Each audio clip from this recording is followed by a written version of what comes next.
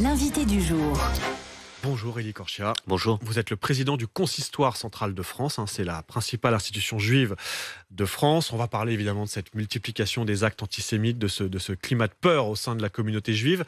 Mais d'abord, hier soir, vous étiez avec les familles de certains otages français retenus par le Hamas à Gaza. On imagine l'émotion hier soir, c'était à la grande synagogue de Paris. Exactement. Beaucoup d'émotions hier. Nous étions avec ces familles qui étaient venues accompagnées de représentants du barreau israélien. Donc il y avait le président du barreau israélien et deux autres représentants du barreau. Et ces familles étaient touchées qu'on puisse leur apporter notre soutien, bien évidemment.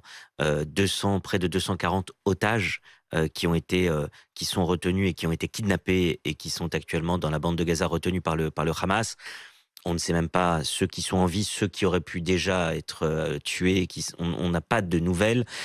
Donc évidemment, ces familles sont dans une angoisse terrible et nous étions donc à leur côté. Il faut savoir quand même que pendant ces massacres qui ont eu lieu lorsque le déclenchement de la guerre a été fait par le Hamas, il faut quand même savoir que c'est 35 Français qui ont été tués et 9 Français qui sont donc de nationalité française et qui sont retenus aujourd'hui par le Hamas. Voilà la réalité. Et donc c'était important de leur apporter notre soutien dans cette grande soirée unitaire qui a réuni plus de 1000 personnes. Il y a de l'émotion et du soutien pour ces familles d'otages français, mais il y a aussi aujourd'hui de la peur au sein de toute la communauté juive. Je vais rappeler ces chiffres, 857 actes antisémites recensés en France depuis le 7 octobre, plus de 400 interpellations. C'est ce qu'a dit le ministre de l'Intérieur, Gérald Darmanin.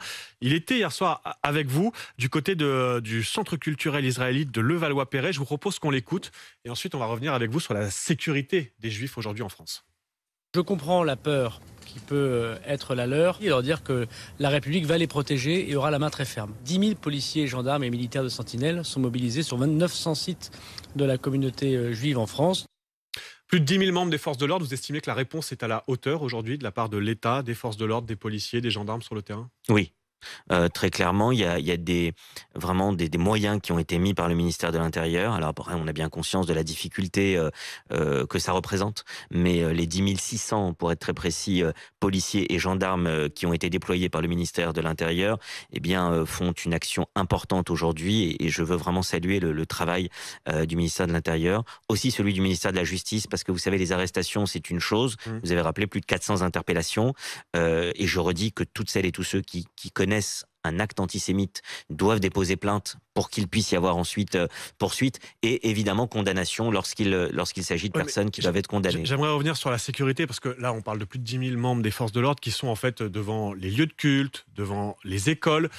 Mais la réalité, c'est qu'on ne peut pas mettre un policier aux côtés de chaque juif au quotidien. Et qu'aujourd'hui, il y a des membres de la communauté juive qui doivent aller au travail, prendre le métro, emmener leurs enfants à l'école, se balader, vivre tout simplement, et qui sont aujourd'hui inquiets. Et qu'on peut mettre un nombre, des milliers de forces de l'ordre sur des lieux précis. On ne peut pas garantir la sécurité de chaque juif aujourd'hui en France. Il est clair que les forces de l'ordre ne peuvent pas être partout. Mais c'est en revanche. Vous l'entendiez, cette inquiétude. Mais c'est évident. Ouais. Elles ne peuvent pas être partout. Et la vigilance, elle est extrême au quotidien. Mais c'est important quand même que dans notre pays, on n'ait pas un déni, comme ça a pu être le cas il y a une vingtaine d'années, rappelez-vous, où l'antisémitisme, voire même l'antisionisme, était mis un petit peu sous le tapis. Les forces de l'ordre et l'État est là. Maintenant, on a bien compris que pour vaincre aujourd'hui la situation, le climat antisémite, avec une banalisation terrible des propos antisémites, notamment en ligne, je veux vraiment le dire aussi, parce que c'est sur Twitter, sur les réseaux sociaux, il y a un déferlement de la parole antisémite qui est grave. C'est la société tout entière. Et on rappelle la démarche, il faut signaler sur la plateforme Pharos. Exactement. Évidemment, chaque propos, chaque signalements ont été faits sur Pharos et il faut le dire. Je pense qu'il faut qu'on ait une tolérance zéro, mais pas seulement de la communauté juive, de la société tout entière, parce que ce qui est en train de se passer, c'est un fléau qui touche la France et les valeurs que nous défendons tous et toutes. Mais Élie Corchia, vous devez avoir des appels de parents, d'adolescents. Hier, un des représentants des étudiants juifs de France nous disait sur ce plateau, moi j'ai des appels d'étudiants qui ne vont plus en cours, qui préfèrent rester chez eux. Est-ce qu'il y a des juifs aujourd'hui qui sont obligés de rester chez eux, ou en tout cas qui ont peur de sortir tout simplement dans la rue? Et qu'est-ce que vous leur répondez surtout? On est sur une ligne de crête délicate, entre d'un côté la vigilance extrême, parce que l'inquiétude elle est là. Nous savons très bien que nous sommes dans un climat extrêmement tendu et dangereux aujourd'hui, parce que ça peut déboucher, tous ces signaux que nous avons peuvent déboucher évidemment sur des agressions physiques graves. voire pire. Mais d'un autre côté, on ne veut pas tomber dans la psychose. On doit continuer à pouvoir vivre. Nous sommes en France quand même. On est en France, on est en 2023. Alors c'est terrible ce qu'on est en train de dire parce que ce sont des flambées, une libération de la parole et des actes antisémites. Vous avez rappelé en 3 semaines plus de 2 fois quasiment les actes antisémites qu'on avait connus l'année dernière. Mais en même temps, ne tombons pas dans la psychose. Il faut que celles et ceux qui nous écoutent, et je le dis notamment aux familles françaises de confession juive que j'ai un petit peu dans toute la France en contact, il faut qu'on continue à vivre normalement, même si évidemment, on doit continuer à vivre, mais on doit avoir en même temps cette vigilance qui est la nôtre, croyez-le bien, parce qu'on n'est pas dupe. On sait très bien que le danger est partout Vous aujourd'hui. le dites, une ligne de crête, vous leur dites sortez, mais faites attention. C'est très compliqué. Et puis, on a vu ces images hier, on les a tous constatées, ces étoiles bleues taguées sur des murs à Paris, en Seine-Saint-Denis. Il y a eu des tags antisémites dans d'autres villes de France. Je vous propose d'écouter le témoignage de Marie. Elle a 67 ans, elle habite dans le 14e arrondissement de Paris. Et hier matin, en se réveillant, elle a découvert ces étoiles de David peintes sur les immeubles de son quartier. Ses parents ont été déportés pendant la Shoah et forcément, ces images rappellent de terribles souvenirs à Marie.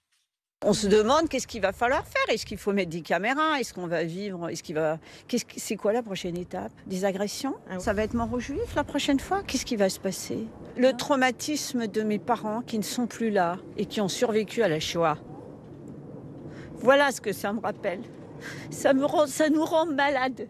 Ça nous rend malades. Heureusement qu'ils ne sont pas là pour Ils voir sont ça. plus là 70 ans après. Ils ont survécu à la Shoah et ça recommence. C'est ça la vie.